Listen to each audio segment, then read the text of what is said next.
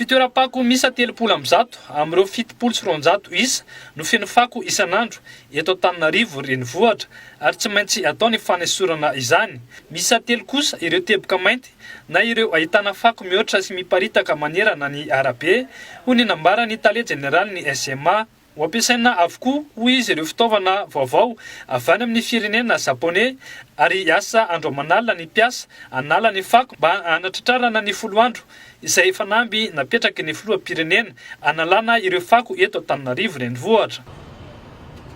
Fanalanandreo point noir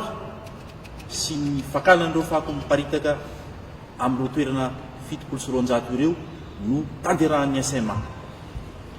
Noentina manatanteraka an'izany dia ny fitaovana eo ampelantanana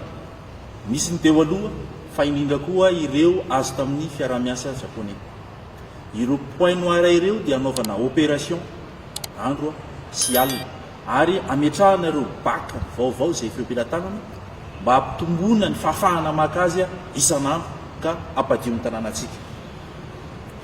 Tsy ankilan'izay andralanitra ny tobian'ireo fako ireo anarivo isan'andro ny fako miditra ao ary raha teo aloha dia mitsoka ny famoahany fampidirana ny fako ao noho ny toetrandro noho ny fahafenona noho ny fandaminana dia ny paikady ampiaritsika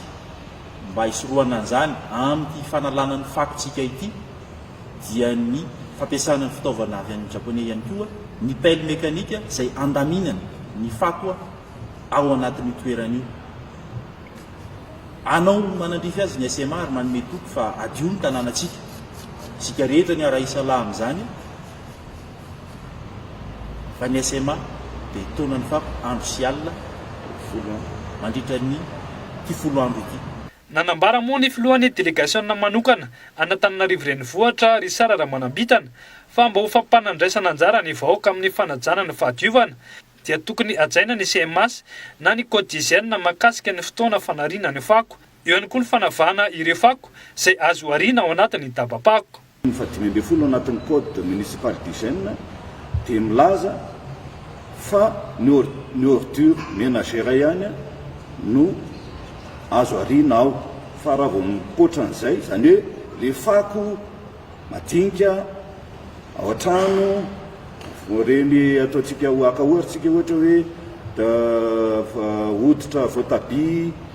fako madinidinika hoditra akondro hoditra poma ny loto ao atokantrano izay ihany no azo ariana ao anatin'ny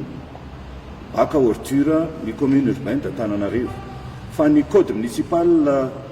ny article 16 dia tsy maintsy maka autorisation aty amin'ny commune urbaine d'Antananarivo amin'ny tompon'andraikitra izay manahy fako ankoatran'izay ohatra hoe misy manamboatra trano, misy mandrava zavatra, misy karazana plastika be dia be amin'ny resaka industriel sy ohatr'izany tsy maintsy maka ny atao hoe autorisation eto anivon'ny commune urbaine d'Antananarivo zany dia tonga dia aterina any andralanitra avy hatrany fa tsy ariana any anatin'ireny baka ordure ireny.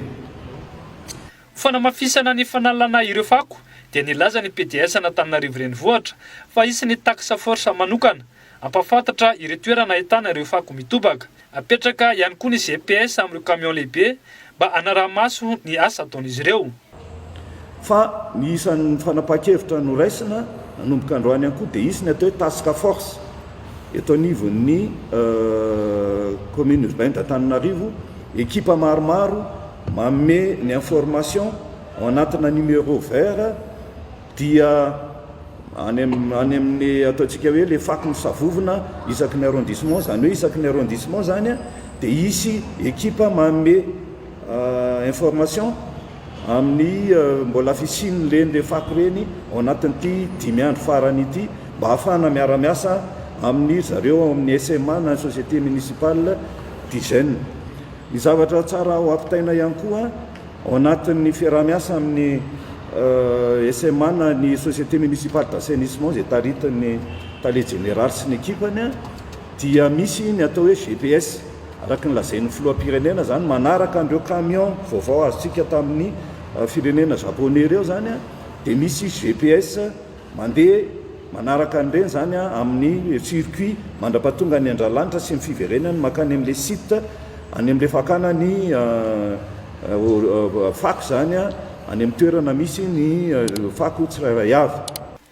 Nisy moandro any ny fivorinana fikaonan-doha ny raisan'ny commune sy ny SMA mahakasika ny fanadiovana ny tanana antananarivo renivohitra.